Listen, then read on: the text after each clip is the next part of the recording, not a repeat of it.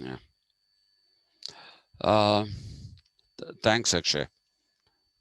Um, so what we need to understand is that Rawlsian liberalism, when we say is influenced, it's not just a positive influence, it's also sometimes an influence that made Rawls search for other kinds of meanings, other kinds of uh, ideas that would fit into liberalism. But the fact of the matter is that Rawls is somebody who is a liberal thinker. About that, let there be no doubt. Okay, let there be no doubt about it. So let's broadly identify the contours of Rawlsian liberalism.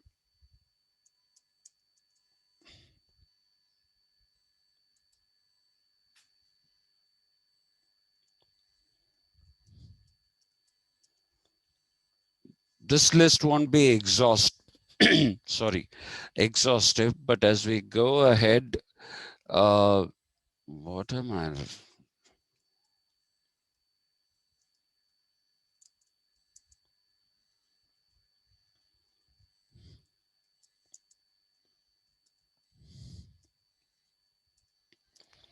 We'll do it at a greater depth later on, but I will rather do Rawlsian liberalism properly at the end of the second semester. That is when I shall go into the full depth of Rawlsian liberalism. So, what are the contours of Rawlsian liberalism? First, these are the differentiators between what you find. Uh, Let me put that here in brackets.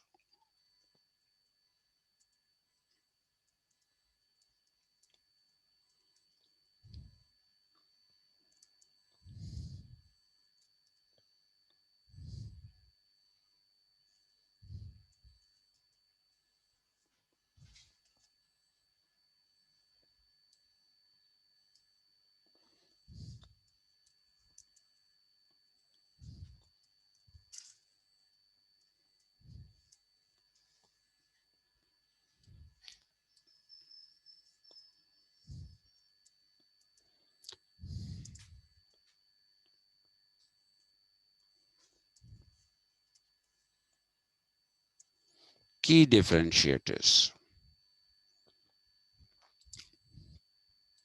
Okay. First and foremost, it is based in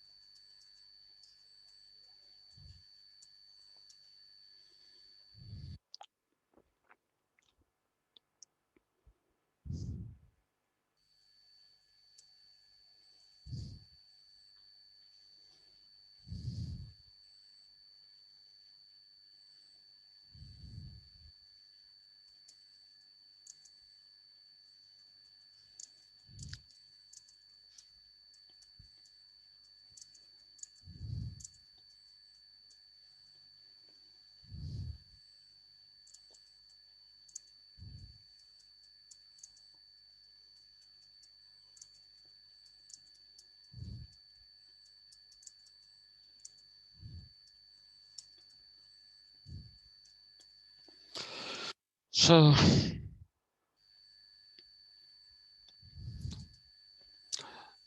broadly speaking, these are the differentiators. Now, if you look at classical liberalism, uh, like I told you, there are different kinds of classical liberalism. That the main uh, kind of classical liberalism that we talk about is the one that was uh, first introduced by John Locke. Sorry about that. And it is a defense of private property. Okay. And I have told you this in the past, and I'm going to repeat it just for a second, that it because of the because of the idea of private property, sorry, which in those days still meant land.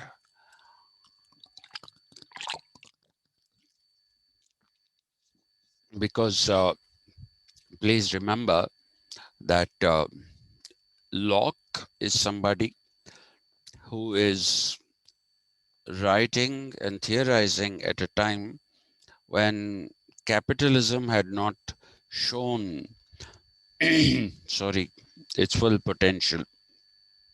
Okay. And therefore, what we find is that uh, there is this whole uh, defense of private property as estate. Estate.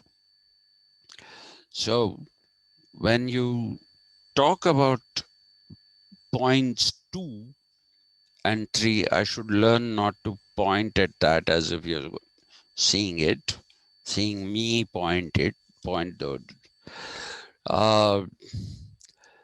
the points number 2 and point number 3. These indicate um, the birth of the modern state.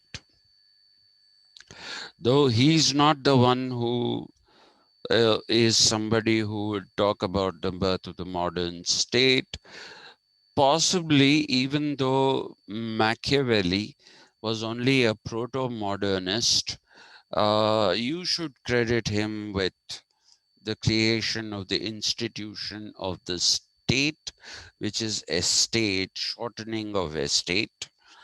Uh, Definitely there is this in Thomas Hobbes as well. And you will see that despite the fact that Machiavelli and Hobbes use it, the real push to the idea of the state came from Rawls, because he talks not just about the state, he's also talking about a government. Now, I should put in bracket here that both these are limited in power.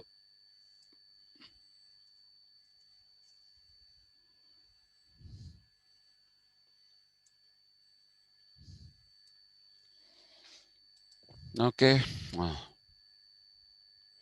forget it. I was supposed to close the bracket, couldn't. Both these are limited. Their powers are not, they haven't been given total power to do what you want. Go ahead, enjoy yourself. That's not what you find in, you don't find that in uh, the social contract of John Locke. In fact, there are two stages of the social contract. The first, I told you, leads to the creation of the civil society. And the second is the one that leads to the idea of um, leads to the idea of a contract between the civil society and the sovereign. Okay, and the powers of the sovereign are limited, and you can throw out the sovereign if you think he is interfering with your freedoms. The four freedoms: free thinking, freedom of speech, free will, and free market. If the sovereign is interfering with any of these, you can throw him out. So in that sense, I had put based in limited government. All right. So when I say limited, that is limited in terms of the powers that are given to them. That's why it's called laissez-faire, where he's asking society to be left as it is. Please leave it alone unless and until you have a law and order problem. If you do have a law and order problem,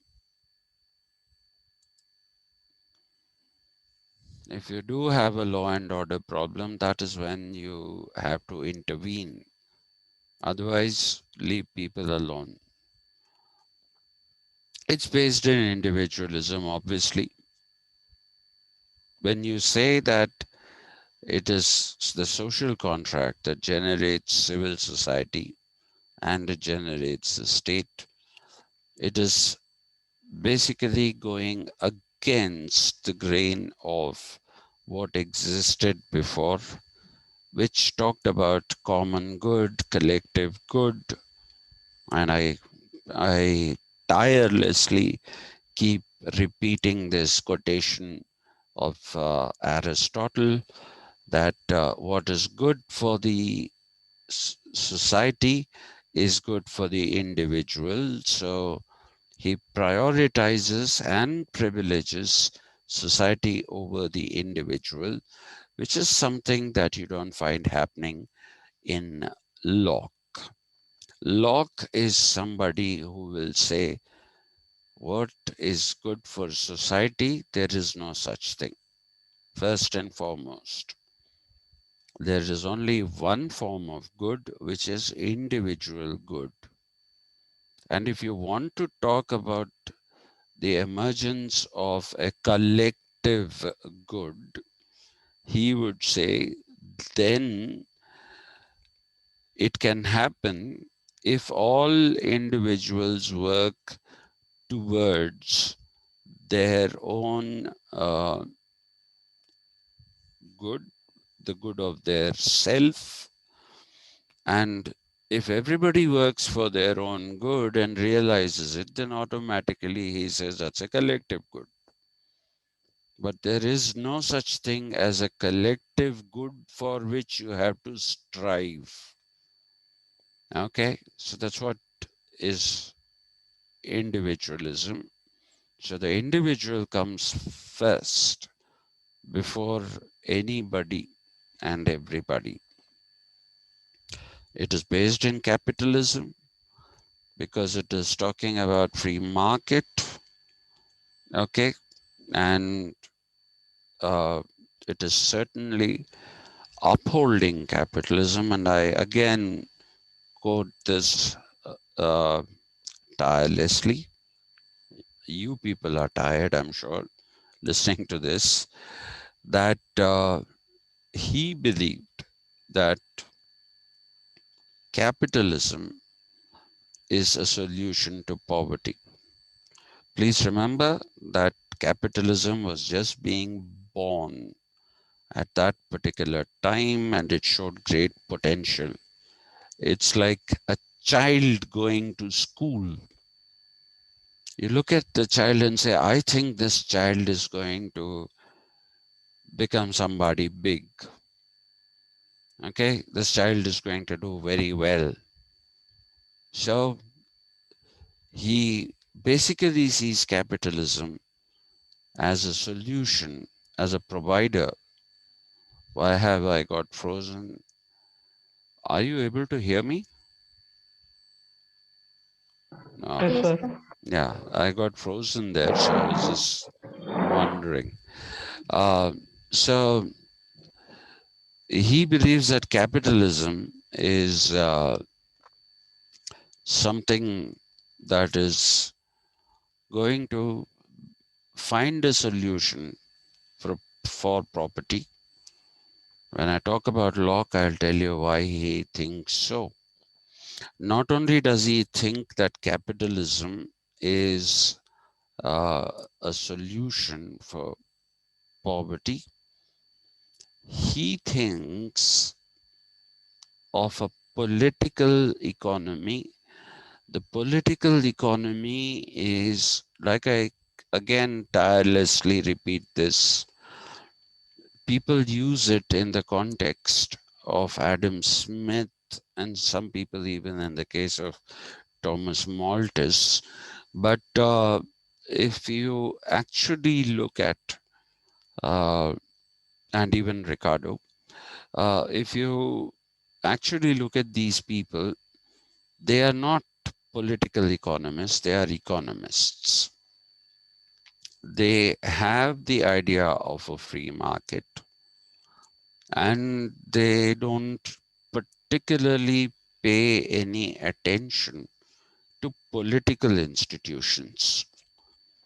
And now, the great thing about John Locke is that while he believed in the necessity for the four freedoms that I talked about, free thinking, freedom of speech, free will, free market, which is what the economists are concerned with, the last one, he would still say that there is a necessity for regulation, some kind of regulation, okay, which Adam Smith doesn't believe in. Adam Smith doesn't believe in that, but Locke believes in it because Locke saw some kind of political agitations. I'll just mention their names. I must have done so in the past. I'm famous for repeating things. So you must have heard me talk about the uh, ranters, the levelers, and the diggers, all of whom were against the institution of private property.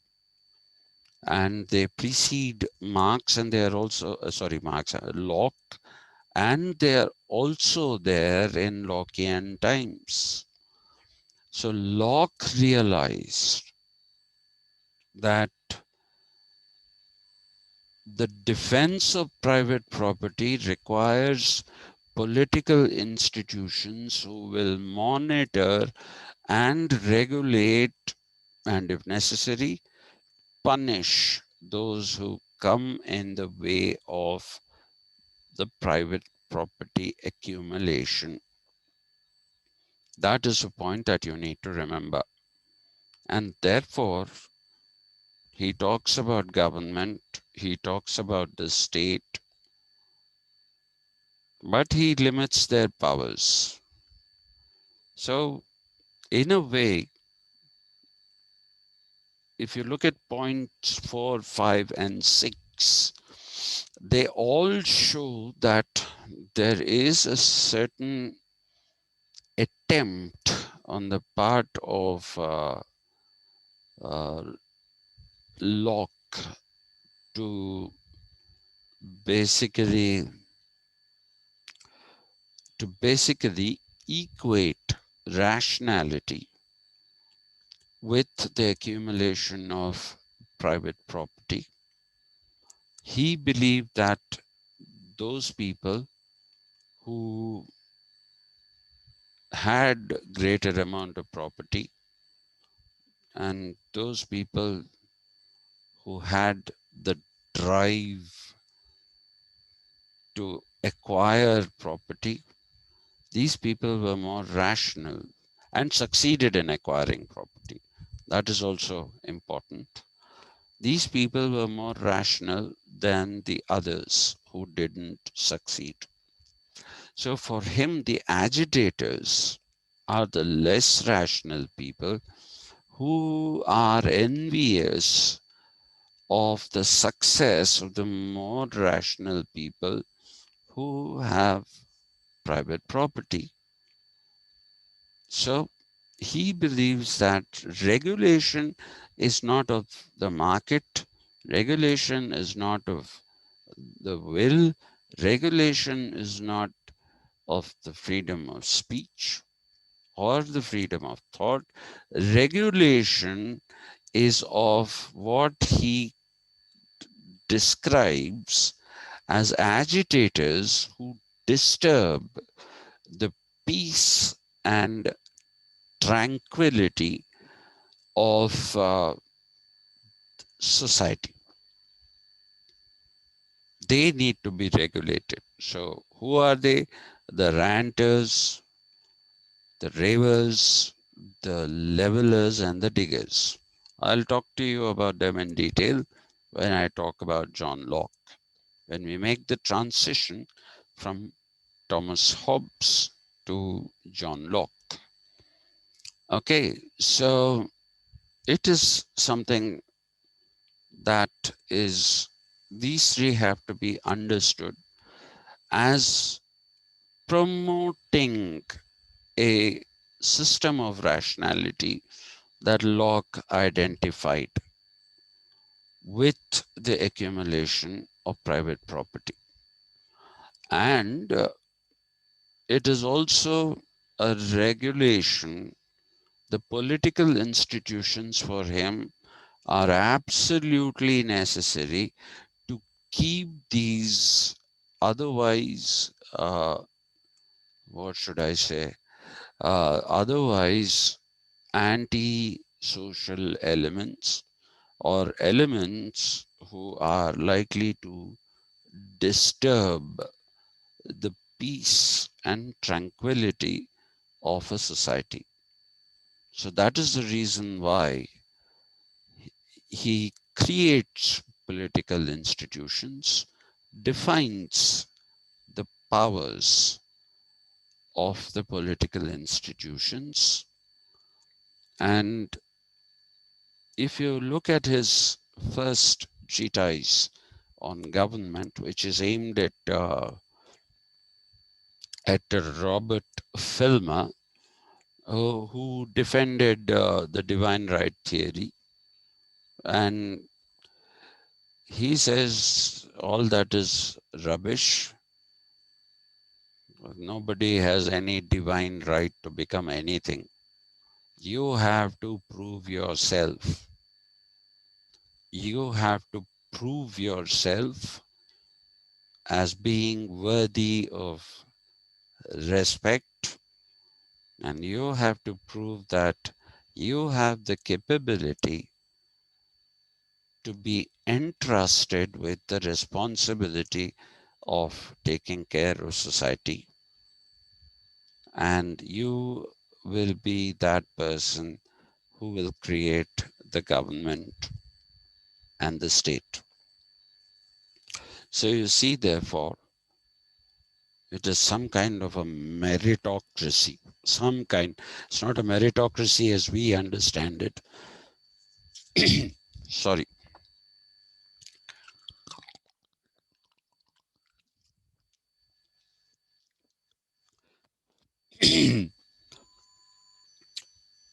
And that is where even Mill gets classified as a classical liberal when it comes to the idea of property.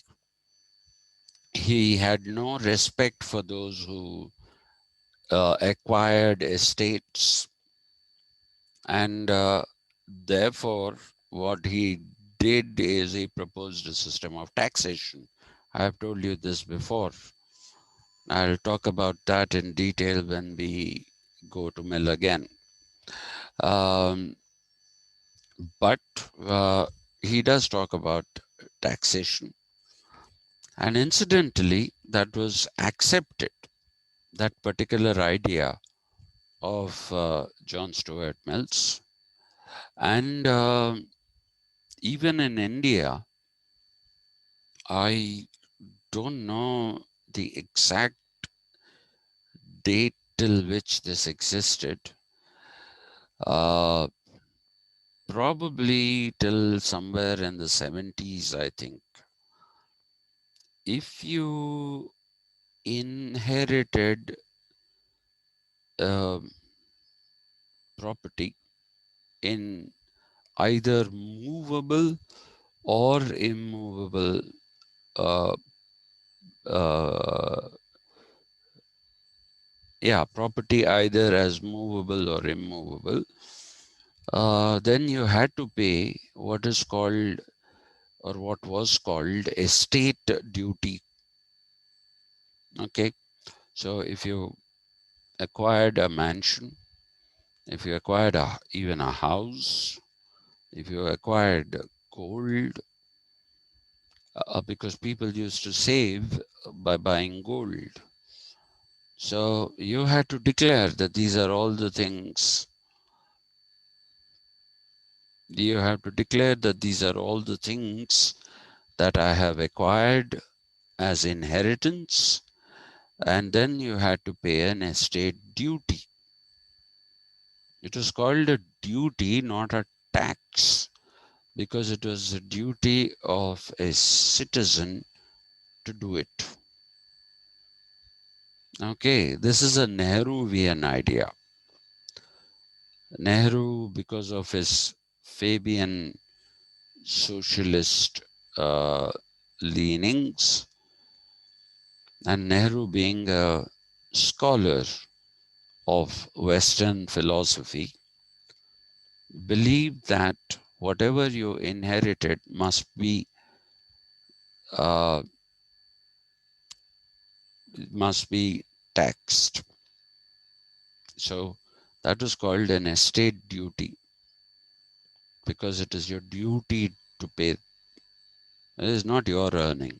That's the idea. And then there were the privy purses given to the kings who, uh,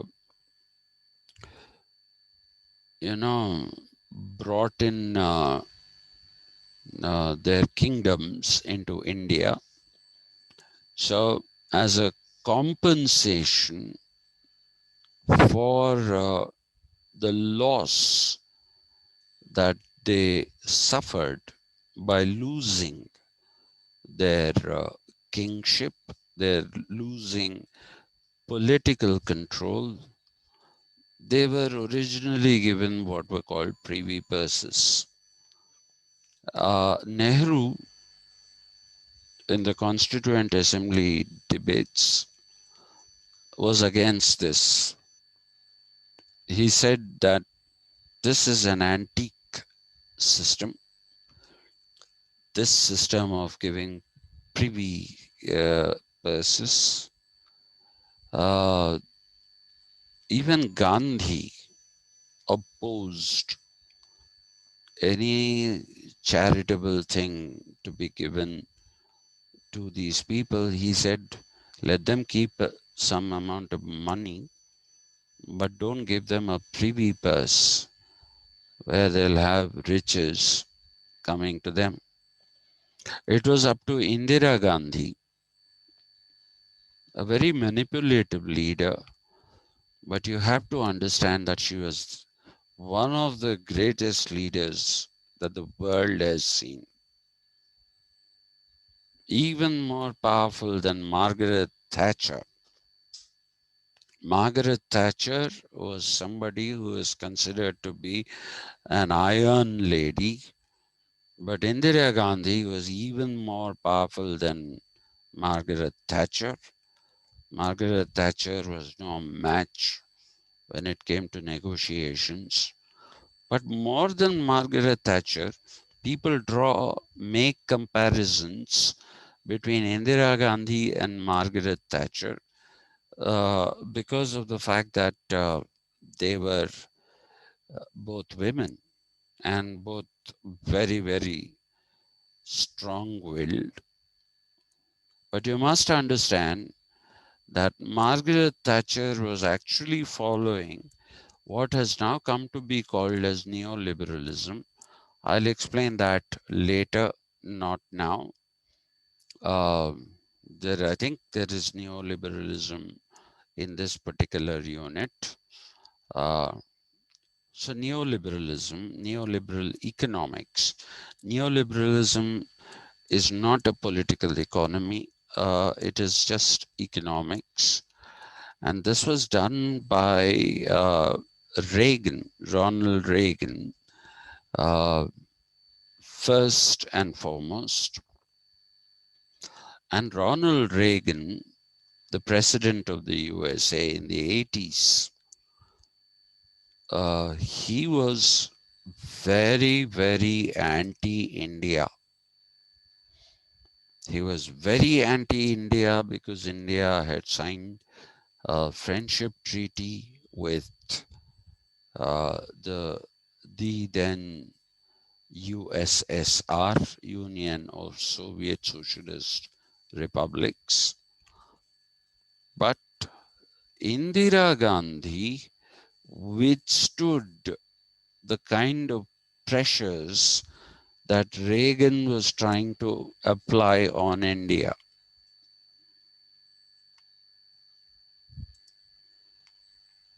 Withstood the pressures that Ronald Reagan was trying to apply on India because of his anti-India stance. He threatened to equip Pakistan with nuclear technology, which he did. And in preparation for this, already Indira Gandhi had initiated a nuclear uh, program in India in 1974. And we had Pokhran 1, as it is called.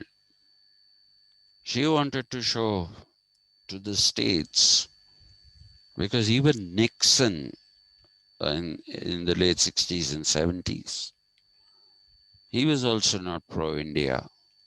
At that time, because of the Cold War, Pakistan was a frontline state for the Americans. So they supported Pakistan, gave them the latest military hardware, and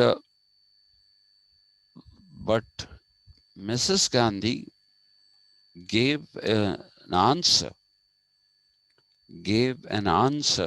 to the Americans, and she told Ronald Reagan. Ronald Reagan was somebody who was afraid that India will become a nuclear power,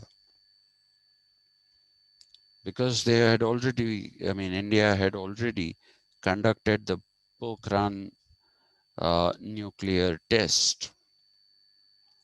Okay, now what did she do to scare him further? She made ISRO take up rocket technology. How did she do it?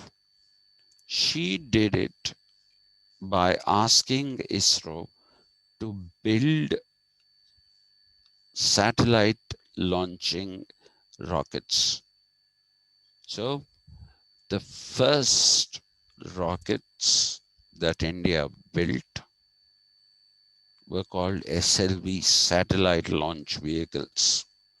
She didn't want to threaten him directly and say, listen, I'm building a rocket that I can use to drop nuclear weapons. She called it a satellite launch.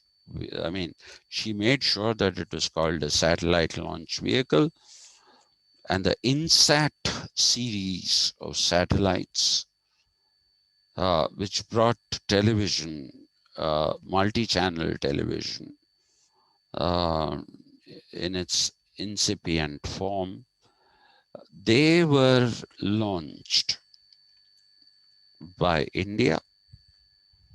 So India also started building reconnaissance satellites. India also started building these rockets.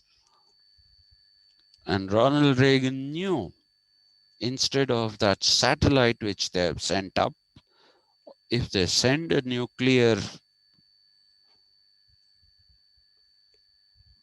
bomb with that rocket, then we are going to have a nuclear war. And she refused to sign the nuclear non-proliferation treaty, which India hasn't signed till date, by the way. Okay, she said, you have the technology and you will keep it. Why shouldn't we have it? We'll have it. We'll have it. So you see that there is a thing which you have to understand. That is that political economy is very much a part of classical liberalism, though it tried to restrict the powers of the state and the government, but it still believed that there was a need for some kind of regulatory authority. Okay, so if you look at American economy today, they have the Food and Drug Authority, FDA, okay, which is de facto body which approves and disapproves of which drugs can be made, which drugs cannot be made. It approves and disapproves of them. Okay, so what does that mean? It basically means that, you know, regulatory bodies are very much a part of the capitalist state. And it's a stupid thing that we always keep running to America now for certification. Please give certification to Covaxin. Who do you go to? Antonio Fauci. Why does Antonio Fauci have to figure in all this? What happened to this Atmanirbhar thing? Anyway, that's a different issue altogether. But political economy does believe in regulatory things. In America, they first made it mandatory to give the calorific value of foods. They made it mandatory to give calorific values of various different foods that are sold. Okay. And if it is a medicine, you also had to mention the side effects that it can cause and how dangerous are those side effects. It has to be mentioned, it is mandatory. So there are various regulatory bodies, and that's all a part of political economy.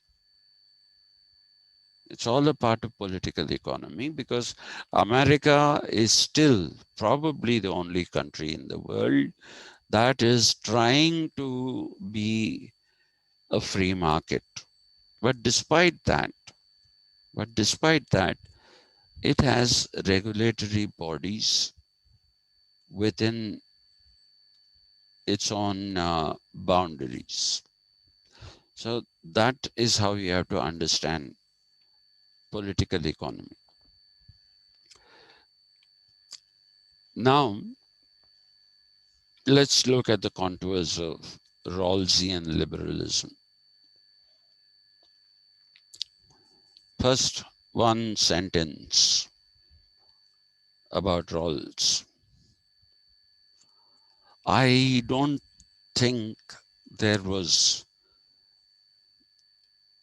anybody in the 20th century who came close to being called uh, a political philosopher. That term is loosely applied. It is very, very loosely applied to a number of people. That way I can also call myself a political philosopher. You can call yourself a political philosopher. No problem. That's how loose it has become. But if you look at a yardstick, if you really look at a yardstick of somebody who did an original piece of writing, extremely original, okay, without precedent, you can have a Habermas. Habermas also is called a philosopher, life world system, all those things. But Habermas is a syncretic thinker, one who synthesized different kinds of ideas that floated around. Charles Taylor was not really a philosopher, he's an activist and more of a professor, a very, very good professor. Brilliant man, absolutely brilliant man. Now, in the 21st century, probably Chomsky is emerging as a political philosopher, but he is nobody in comparison to Rawls. So Rawls is the colossus.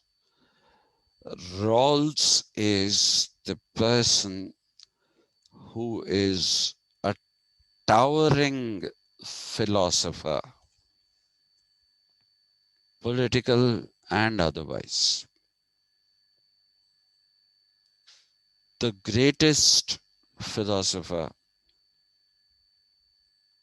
that the 20th century produced. And he's one of the greatest thinkers the world has seen. Even if you start your thought studies of thought from ancient Greek, you can put him up there with the best in the world, the most influential people in the world. He's up there with them. So Rawls is a colossus. You know what a colossus is? A huge, towering figure. But he was a very thin man, not like me. Great man. And he did what nobody dared to do in liberalism, which is he modified liberalism.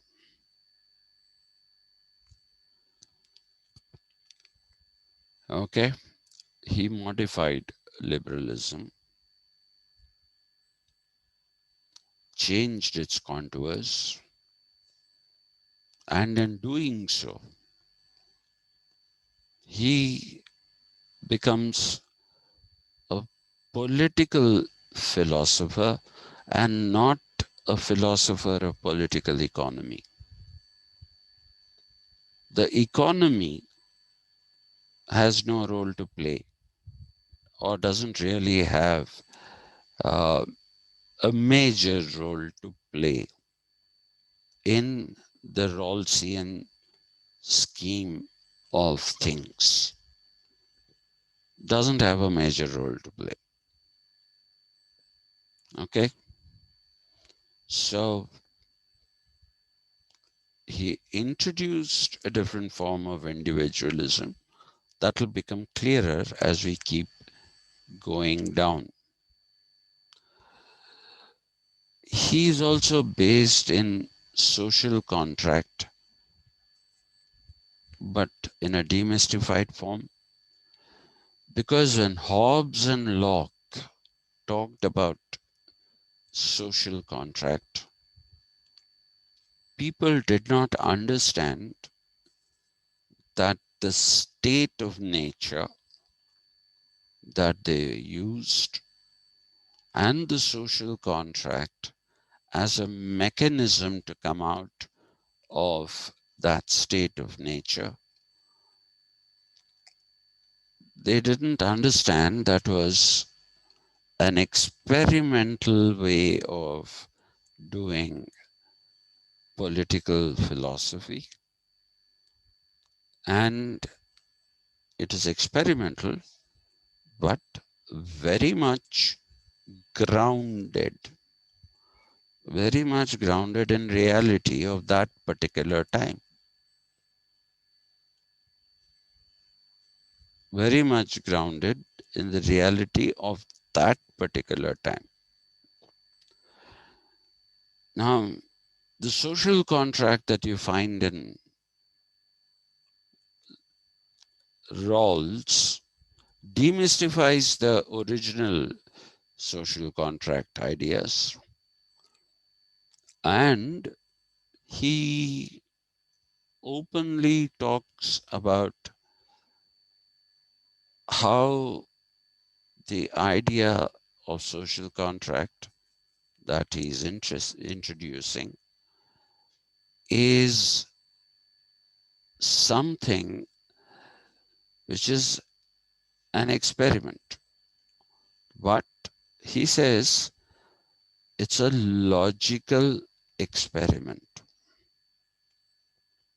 He says it is a logical experiment with a purpose. Okay? With a purpose. And that purpose of his experiment is to generate consensus among people about what is right, what is wrong, and unlike the social contract that you find in uh, both Hobbes and Locke, even though Michael Oakeshott says that the Hobbesian contract is obligation, but really speaking, there is no great obligation there. Okay, individual to individual, there is no obligation. The obligation is to the sovereign and the sovereign to the people, but not individual to individual obligation. That is absent in classical liberalism and the social contract that it showed. There is no obligation to fellow individuals, fellow human beings. I'll get into all these points in some detail soon. Now, he encourages capitalist economy. No doubt about that. He encourages a capitalist economy in the sense that he's not somebody who's unduly concerned about, uh, he's not somebody who's unduly concerned about the capitalist economy. He's also not somebody who is, what should I say? Um, he's not somebody who believes that there is something wrong with capitalism. So I'm actually not feeling very well. So I'm just making a note of all the points I put here so that I can continue with this tomorrow.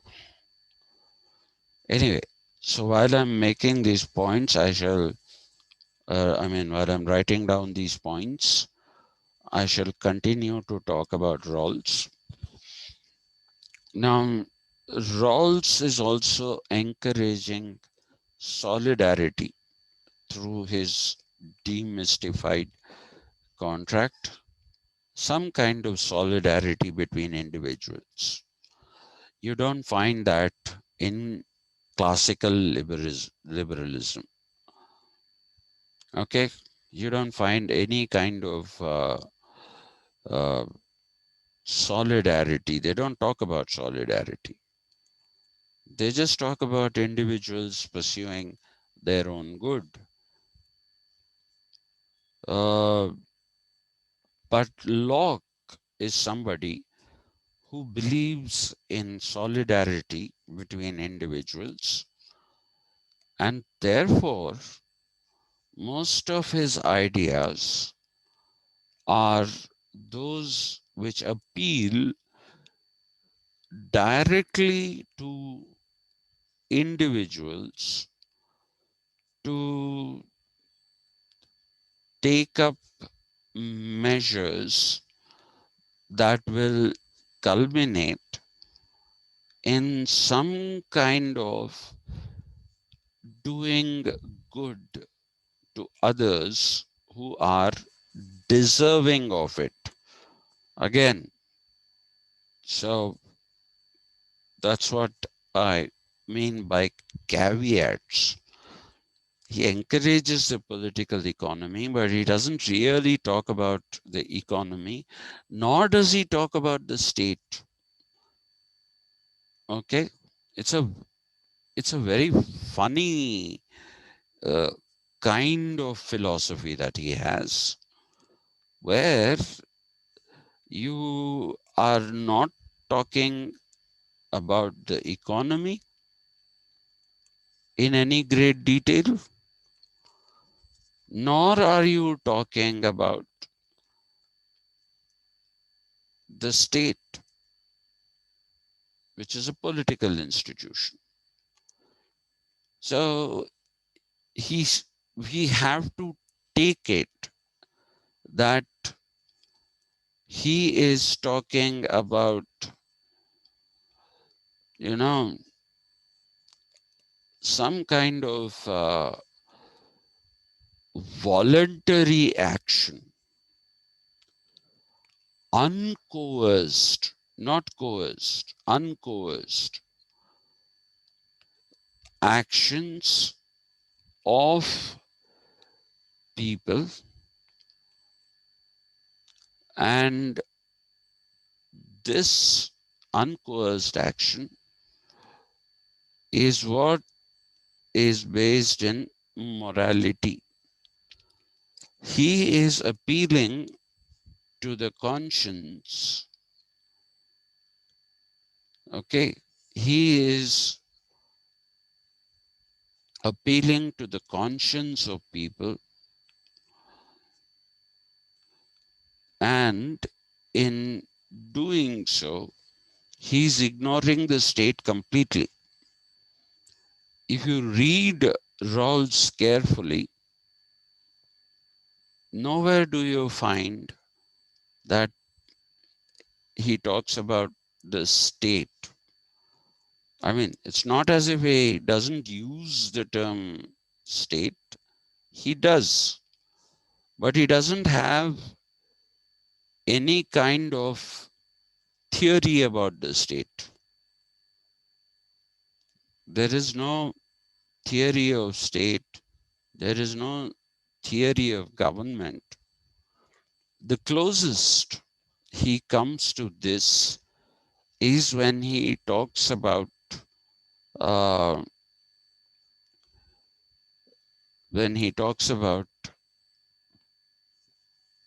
giving political rights to all, giving political rights to all people. And that again is a moral thing. This whole thing of ignoring government and state is because of the fact that he is appealing to the moral sensibilities of people.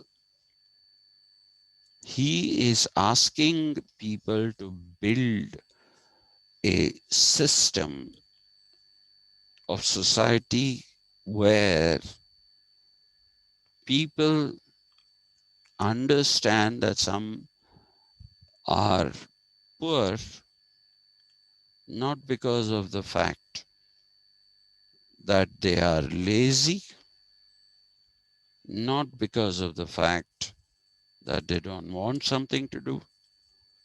He factors in the accident of birth. He understands the layers or strata of society.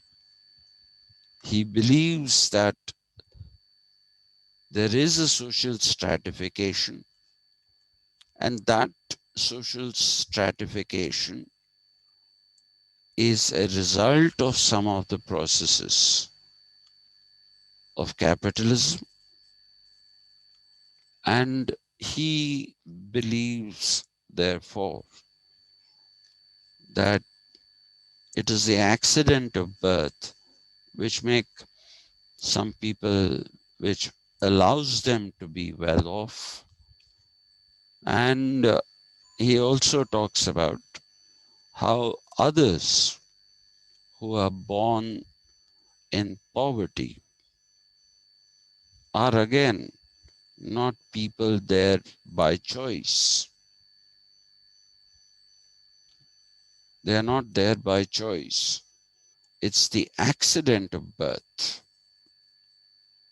And he also understands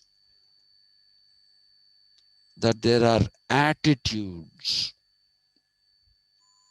that there are attitudes, and that these attitudes are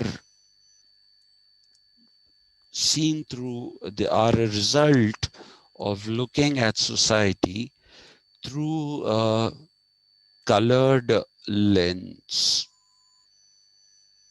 So he's saying, get rid of that. Look at society for what it is. Okay. So he doesn't give up individualism, but he talks about uh, solidarity between individuals. He talks about how people have a moral duty. They have a moral duty to not look down on the others, but share some of the things that they have cornered for generations. Some of the things that they have cornered for generations.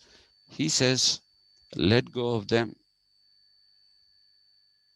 A thing that you must understand even in India. I'm making a very, very, what should I call this? I'm dropping a bombshell on myself, not on you, by talking about this. In India, the reservation system will never liberate the downtrodden. Please remember this.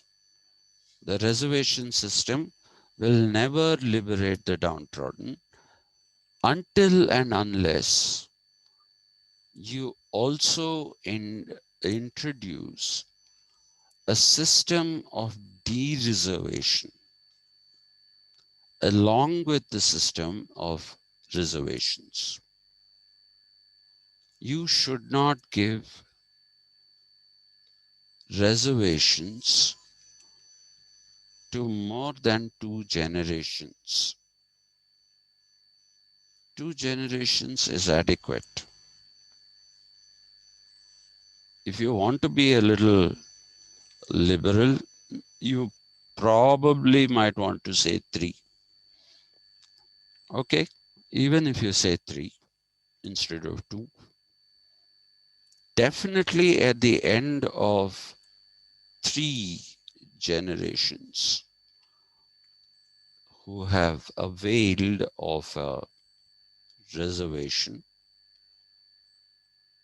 they should be removed from the category of reserved. Otherwise, what is happening today? No names. There is an IAS officer. His children went to the best educational institutions in Hyderabad and Delhi. They went to coaching centers for the civil service examinations, got 54%. After all this, having access to, after having access to a good education, they scored things like 54, 55% and have become civil servants. Some of them have become IAS officers, some of them have become IPS officers, children of a father who was an IAS officer. I think one even became an IFS, Indian Foreign Service. Now, their children are availing reservations. So what have you done? In effect, you have blocked the path for other people to come in. I think it's enough. Father, son, Move them out. No more reservation for you. No more reservations for you. You should do that. But we won't do it because it's vote bank politics. I feel sorry for all those people who are whipped up into a frenzy into believing that reservations are doing or will be doing them good. Those who don't understand that the benefits of reservations have been cornered by a few people who are continuing to avail those reservations despite the fact that they have access to all the things that privileged members of society have. All the members of the privileged society have had, they have access to it. So please de-reserve them so that that benefit will go to someone else. You know, the one good thing that came out of people from Hyderabad and Bangalore rushing out of the country, going in search, not in search, going after they found jobs in the US, and the rich who are here, who have been to IIMs and all those, the corporate rich from among the upper castes, they don't send their uh, children to Usmania University. They don't. So, for all practical purposes, almost 100% of the students of Usmania University are today reserved categories. That is the one good thing that happened out of these original urban dwellers going away and not putting their children in this place. But the bad thing is, what quality of teachers do we have? You now have access to education, but at the same time, you don't have access to education because who's sitting there? Who's teaching you something meaningful? Nobody. And this is not a caste-based argument. People have been selected for various reasons. I have seen Brahmins, absolutely useless people. My own department I have seen 3 Brahmins, completely useless people. No business being in education, no business being teachers. I've seen it in Reddy's. I've seen it in Reddy's also. Nothing. They know nothing. Let me tell you, I don't know if I told you this. When one of the vice chancellors was from my department, he wanted to go for university with potential for excellence. So he tasked me with writing the proposals and everything, presenting them when a UGC team comes. I did all that. I did all that. Okay. And then I was made a coordinator, director of a center. I worked in that before my health went to dogs. That was the only center which came as a part of university with potential for excellence. That was the only center that did work. It did work. We brought out books. We brought out working papers. We collected empirical data.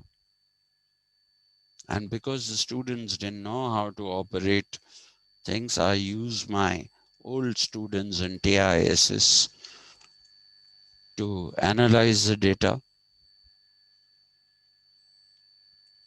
Only that center worked. And when after I resigned, collapsed. And when the separate Telangana movement was happening, I single-handedly sat and wrote proposals. I was just looking at the UGC website and I found that they were inviting people to apply, people meaning universities, to apply for Gandhian Studies Center and an Indira Gandhi Studies Center. I applied for both thinking there may be competition for the Gandhian Center, Studies Center. So as a backup, I thought let's also write one for Indira Gandhi. Do you know nobody even checked if we got this? One day I went to, and that time I was in TIS. I went and checked the UGC website and I found that our university was allotted both a center for Gandhian studies, they are called UGC centers, and a UGC center for Indira Gandhi studies. There is a monetary component. If you show work, first year they give you 8 lakhs. Second year, they give you 16 lakhs. This university needs money. That's the only way in which you can have upgradation of systems and all that. That's the only way we could do it. But people lobbied for the director's position. Once they got the letter, they printed visiting cards, director of the UGC Gandhian Studies Center, director UGC Indira Gandhi Studies Center. They're still flashing those around. They're gone. They are gone. Because if you don't show any work, the UGC will not release the money. So they're gone. And UP is gone. I worked very hard. I was told, because I knew some of the people in the committee that was coming for evaluation. I actually pleaded with them because they were people known to me. I said, please allow us some more time. And they said, we can't give more than 1 year. 1 year later, what happened? Nothing. Nothing happened. So now UP is gone. UP is gone. Osmania University doesn't have that potential. that title of University with Potential for Excellence. They are printing it on the diaries and on the calendar, which is very, very wrong. We have lost it 2 years ago. So you see, the good thing is reserved people have access even in the open category now, because all the urban dwellers have either moved off or they have stayed back here and made truckloads of money, and therefore most of them are now not even sending them to these private universities. They are sending them even to do their uh, undergraduation. They are sending them abroad. They're sending them abroad. They have the money. Now this is an opportunity lost. We have so many vacancies now for students of reserved categories to come. They are coming, but the staff, the teachers, what are they?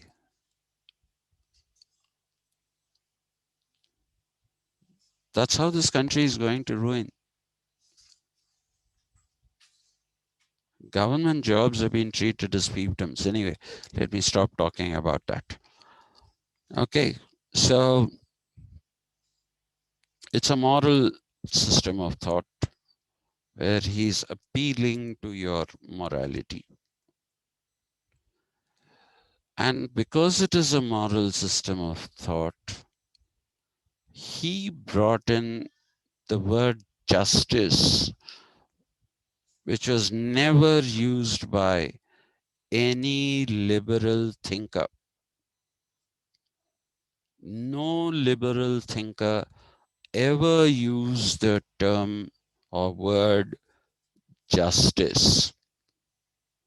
And what does Rawls do? Rawls basically puts justice in the center of liberalism. In the center of liberalism. And basically, he calls for people voluntarily understanding what is justice. His social contract, he says, which is also experimental. I'll explain that tomorrow. He says that is the one that will tell people what justice is. So he put this word, which was hated by liberals, he puts it right in the middle of liberal political language.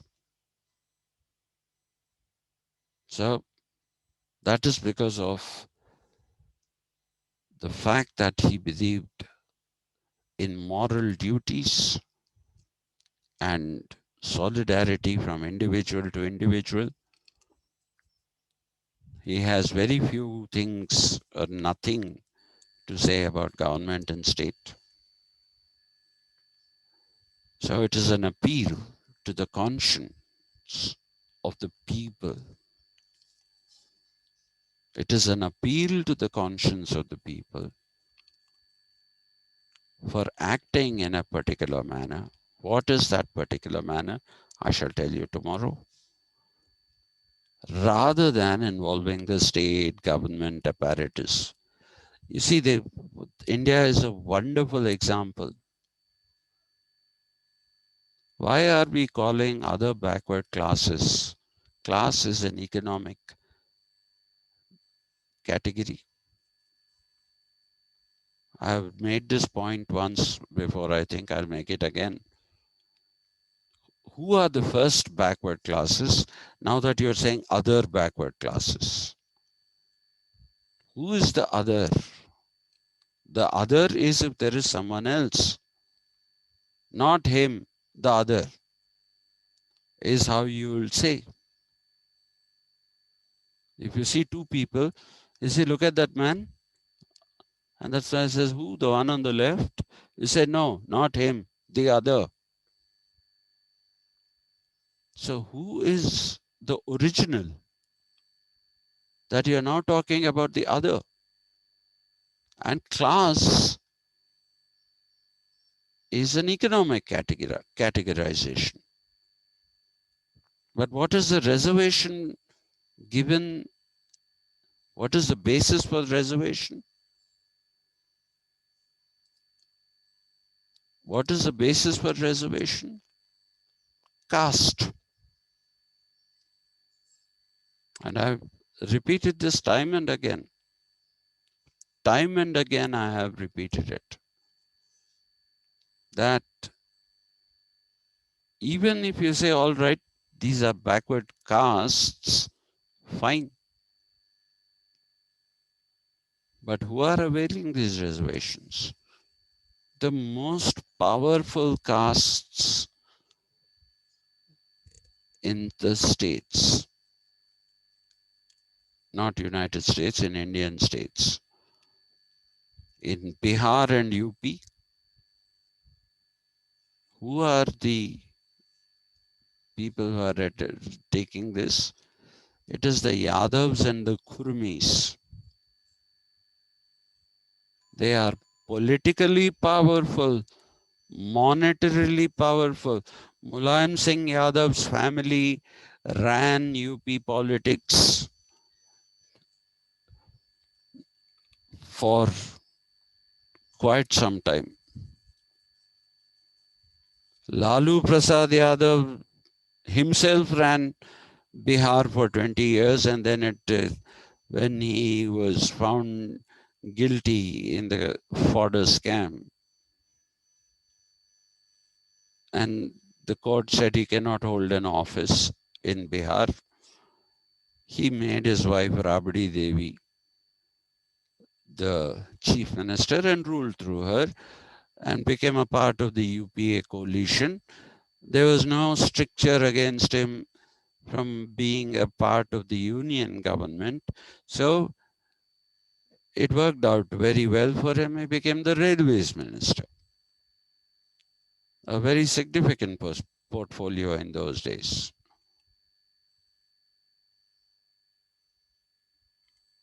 So that's how this works. Karnataka, who are the people who are in control? Vokkaligas. Vokkaligas and Lingayats, the two most influential, rich, and politically connected communities, castes. They are OBC. Tamil Nadu, the Nadars. Sir, in OBCs there is a criteria called creamy layer and non-creamy layer. Creamy layer was something that was introduced by the Supreme Court.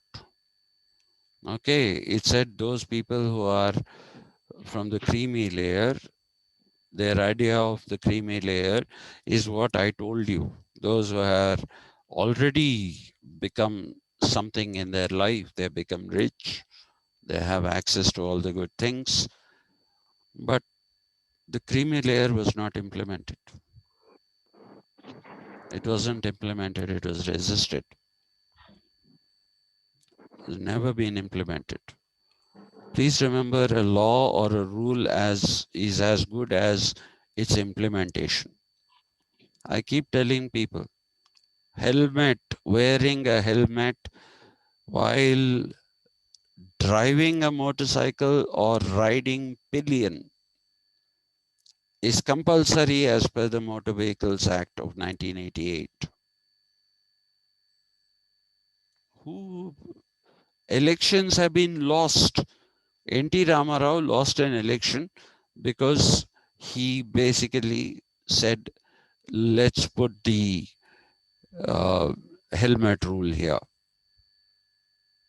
And after that, when Channareddy became chief minister, when he was taking oath in the Keys High School, people stood there with helmets in their hand, tapping them and saying this. So, right there, while he took his oath, immediately he said, remove the helmet rule. So, a rule is as good as it is implementation. It might be there on paper, but it's not implemented. What's the big deal? And why only OBC creamy layer? They are there in the scheduled castes as well. All the examples I've given you of generations of IAS officers still continuing to avail reservations, that's also a creamy layer, isn't it? So those are all empty utterances. So that is the reason why I say it's a moral philosophy. We pride ourselves on this great civilization we are, especially now, all the right wingers. Our way of life, if you look at it in not very long ago, even if you looked at in the beginning of the 20th century, I have seen it in my childhood also.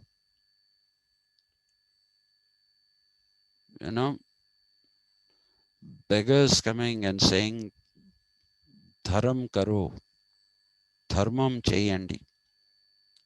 So he's not begging you. He's appealing to your moral conscience and saying, it is your duty to support a fellow human being. So the Buddha became a mendicant, went around asking, Bhavati Bhikshandehi. All those sannyasins who said we are sannyasins now went around with that bowl and said, Bhavati Bhikshandehi or Bhavan Bhikshandhadatu. We say this is our civilization. It was. It was. But today, I don't think so. I don't think so. We don't have anything to feel proud about.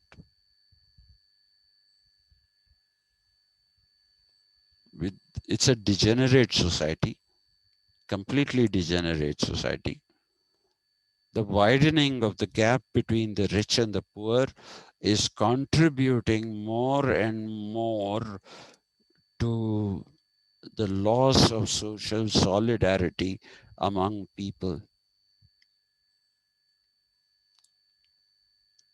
It is actually leading to a loss of solidarity, which is a sad thing. So there, I dropped a bombshell on myself.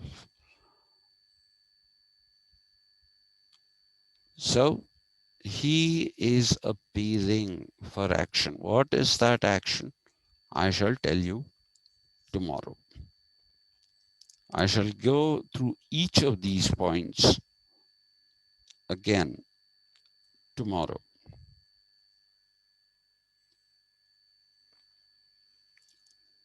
Let me write them down because I want to go in the same order.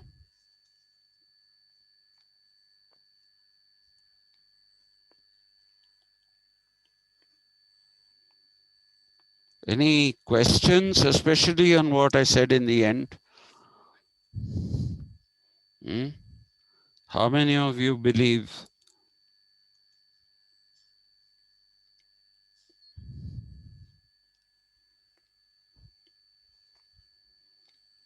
that I'm talking rubbish? How many of you think my last point? Be open. I'm not somebody who discourages criticism of me. Please criticize me if you think you have a point. Make that point.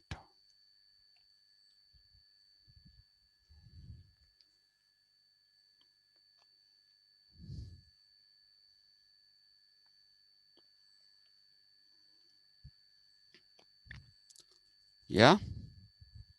No one? I thought We, I'll be killed for saying what I said. we don't have sufficient knowledge on the reservations. How can we? You don't have sufficient knowledge. I'm giving you, no? Instances. You know what has happened in Tamil Nadu? Actually, Tamil Nadu is a very, very interesting state to study. Okay? It's a very interesting state to study because in Tamil Nadu, OBC came into Andhra Pradesh during N.T. Ramarao's time as chief minister, which was when 1985. Okay, and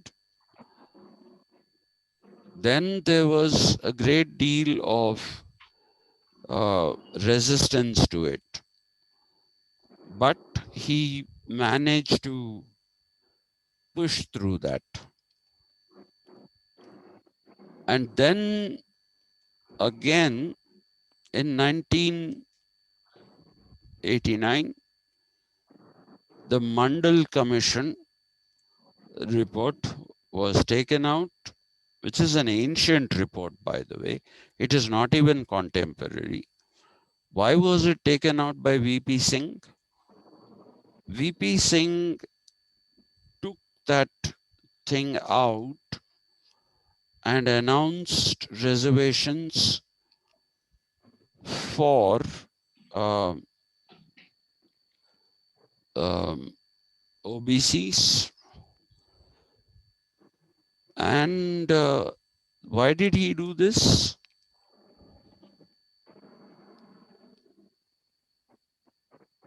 He did this because of the fact he was having a problem with his deputy prime minister, Devi Lal. Devi Lal started a Kisan Yatra. He used to go with a charpoi, as it is called, go to villages, sit on the charpoi and talk to the farmers. And he, what did he do? Uh, he said, make me the prime minister. I am the one who will look after the interest of the farmers. So to ward off the threat from Devi Lal, the Mandal Commission report, which is an old ancient document, was brought out, and there was, lo and behold, the introduction of it. Okay. In Tamil Nadu, though, they have had reservations for backward, they called them BCs, they called them backward castes originally when only they had. And who were the castes? So the Nadars, the Mudaliyars, and all these people. And these people did not allow the Dalits and the scheduled castes to come up. Have you seen a single scheduled caste politician in Tamil Nadu? Have you seen a single upper caste politician? No. It's held by the BCs. The only state at one time, and now the two states that have given some decent reservations to the scheduled castes and scheduled tribes are now Telangana and Andhra Pradesh. Also to the OBCs, but no other state. Even if you go to Karnataka, you don't find SCs in any position of prominence because of the dominance of the Lingayats and the Vokkaligas. That is the reality for you. Tamil Nadu, but it has reduced everyone else to insignificance. Complete insignificance. There's only one category. That is the only one that operates. So if you have no more questions, I will stop here today. And you will Sir, be, yeah. sir, I want to know which quote or which is the quote or ideology that inspire you most. Me, Yes, quote, as in QUOTE. yes, sir. Or ideology that inspire you most. No, no, I won't talk about ideology. Uh,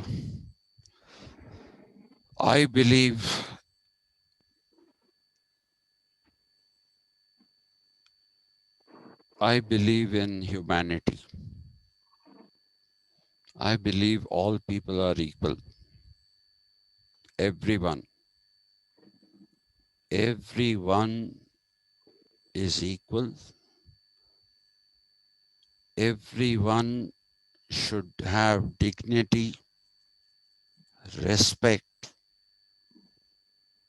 and opportunity to build his life or her life into something meaningful. But there is one quote of Nietzsche that was my inspiration for many years. That is in digging for knowledge.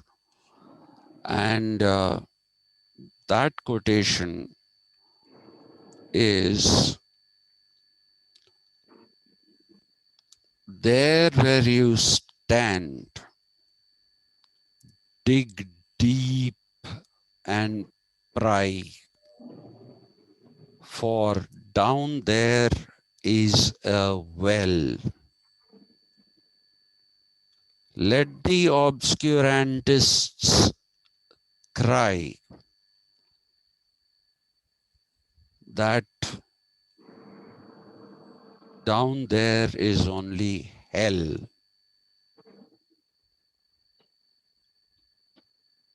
That is the quote that inspired me to But you learn. consider him madman.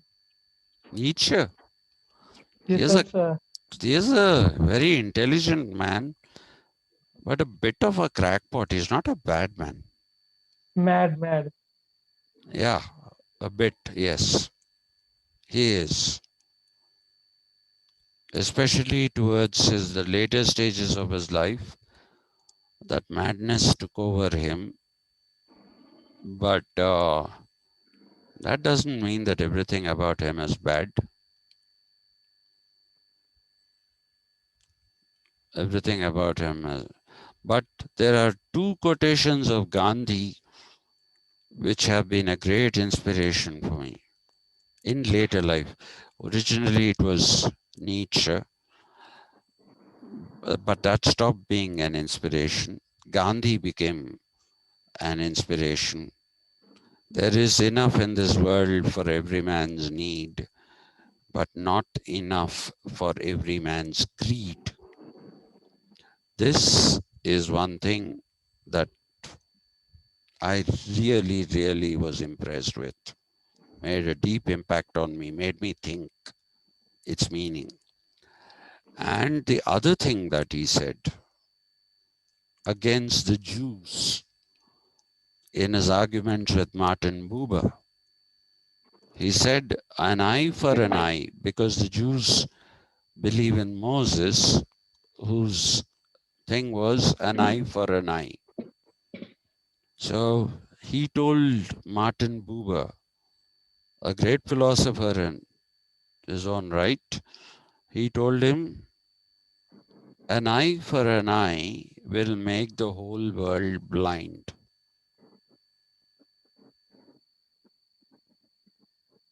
That is another thing that I found great.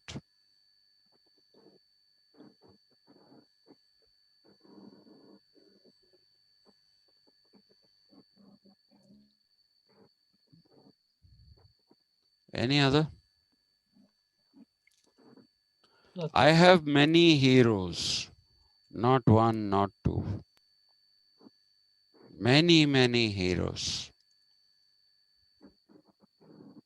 mostly from the world of music. People who have striven to work for this whole idea of compassion, love among people. Roger Waters, Roger Keith Barrett, these are people who have inspired me a great deal. Bob Dylan, an amazing poet and musician. These are all great poets and great musicians. So, yeah.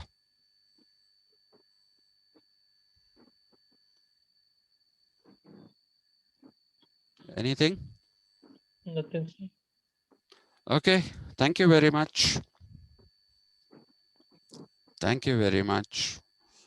Akshay, if you will listen to that music, I'll post some videos for you with Yes, sir. lyrics. With lyrics. Try Okay, sir. to try to understand. I'll post from my list. I have a playlist on my YouTube channel. From there, I'll post you some videos. Yes, Okay? sir. Okay, sir. Okay. Listen to them. Thank you, sir. Righto. Thank you. Bye bye. Thank Thank you, you, sir. sir. Yeah. See you tomorrow. See you tomorrow.